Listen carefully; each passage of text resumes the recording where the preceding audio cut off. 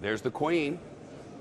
She's going to speak. I can now tell you, the Queen will give a toast. There'll be their national anthem, then our national anthem, then President Trump will give a toast, and much more. I'll tell you all about the menu and the order of things in just a moment, but this is as good as it gets. Let's listen in.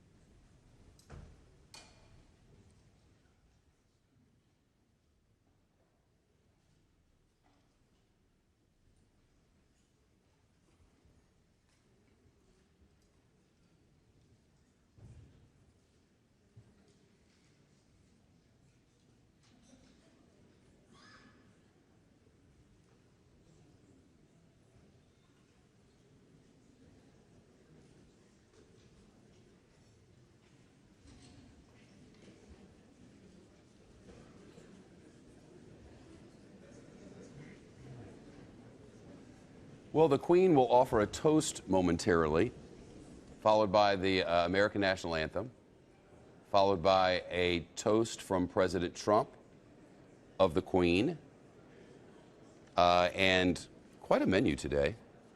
Steamed filet of halibut with watercress mousse, asparagus spears, and chervil sauce. Saddle of new season Windsor lamb with herb stuffing, spring vegetables, port sauce. I think they would say herb. Strawberry sable with lemon, cream, a selection of assorted fresh fruits, and coffee and petit fours. And the speeches are to happen beginning almost immediately. And that's the highlights of it. I can tell you who's there, some of the people who are there. The Lord Mayor of London, not to be confused with the Mayor of London. The Mayor of London is Sadiq Khan, and previously mentioned here. The Lord Mayor of London is Peter Estlin.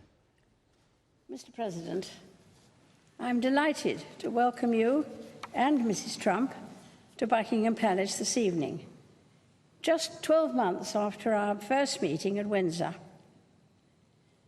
Visits by American presidents always remind us of the close and long-standing friendship between the United Kingdom and the United States. And I'm so glad that we have another opportunity to demonstrate the immense importance that both our countries attach to our relationship. In the coming days, you will see some of our most treasured historical buildings, speak to the business leaders whose expertise and innovation drive our economies, and meet members of our armed services, past and present. You will also travel to Portsmouth and Normandy to commemorate the 75th anniversary of Dday. On that day, and on many occasions since, the armed forces of both our countries fought side by side to defend our cherished values of liberty and democracy. Mr. President, in your State of the Union address this year, you paid tribute to some of the American heroes who risked their lives. And we owe an immeasurable debt to the British, American, and Allied soldiers who began the liberation of Europe on the 6th of June, 1944. I paid my first state visit to your country at the invitation of President Eisenhower. As Supreme Allied Commander, he had ultimate responsibility for the execution of the Normandy landings.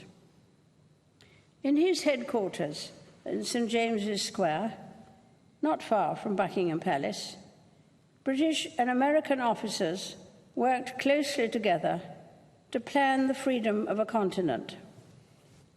And it would be no exaggeration to say that millions of lives depended on their common endeavor.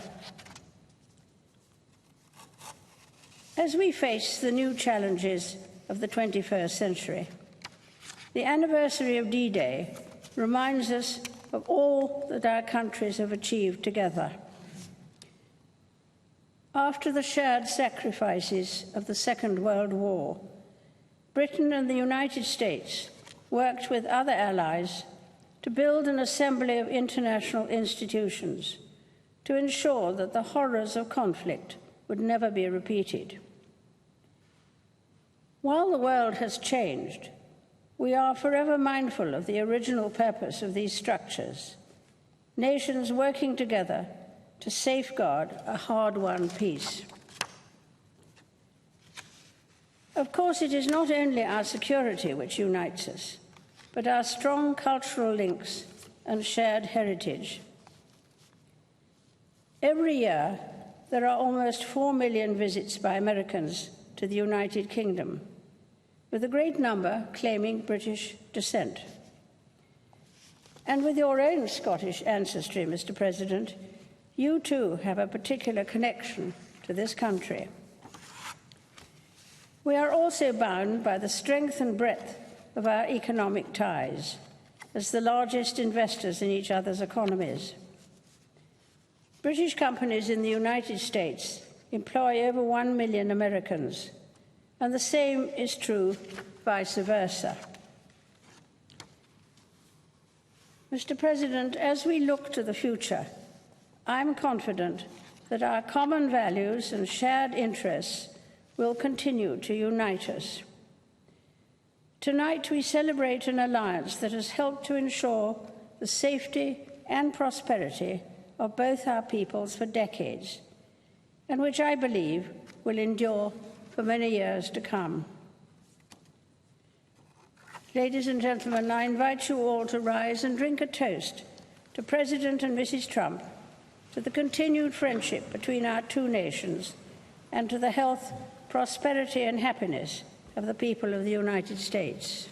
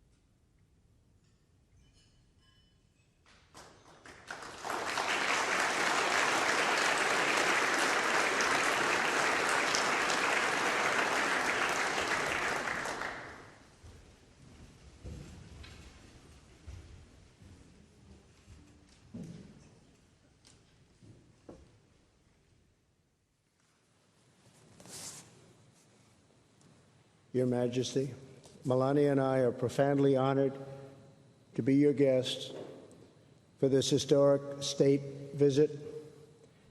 Thank you for your warm welcome, for this beautiful weather, your gracious hospitality, and Your Majesty's nearly 7 decades of treasured friendship with the United States of America. This week, we commemorate a mighty endeavor of righteous nations and one of the greatest undertakings in all of history.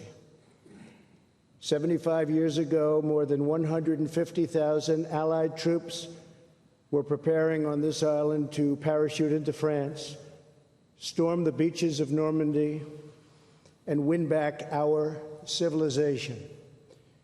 As Her Majesty remembers, the British people had hoped and prayed and fought for this day for nearly 5 years. When Britain stood alone during the Blitz of 1940 and 1941, the Nazi war machine dropped thousands of bombs on this country and right on this magnificent city. Buckingham Palace alone was bombed on 16 separate occasions. In that dark hour, the people of this nation showed the world what it means to be British. They cleared wreckage from the streets, displayed the Union Jack from their shattered homes, and kept fighting on to victory. They only wanted victory. The courage of the United Kingdom's sons and daughters ensured that your destiny would always remain in your own hands. Through it all, the royal family was the resolute face of the Commonwealth's unwavering solidarity. In April 1945, newspapers featured a picture of the Queen Mother visiting the women's branch of the Army, watching a young woman repair a military truck engine. That young mechanic was the future Queen, a great, great woman. Her Majesty inspired her compatriots in that fight to support the troops, defend her homeland, and defeat the enemy at all cost. We also pay tribute to Prince Philip's distinguished and valiant service in the Royal Navy during the Second World War. On D-Day, the Queen's beloved father, King George VI, delivered a stirring national address. That day, he said, after nearly 5 years of toil and suffering, we must renew that crusading impulse on which we entered the war and met its darkest hour. Our fight is against evil and for a world in which goodness and honor may be the foundation of the life of men in every land. This evening, we thank God for the brave sons of the United Kingdom and the United States who defeated the Nazis and the Nazi regime and liberated millions from tyranny. The bond between our nations was forever sealed in that great crusade.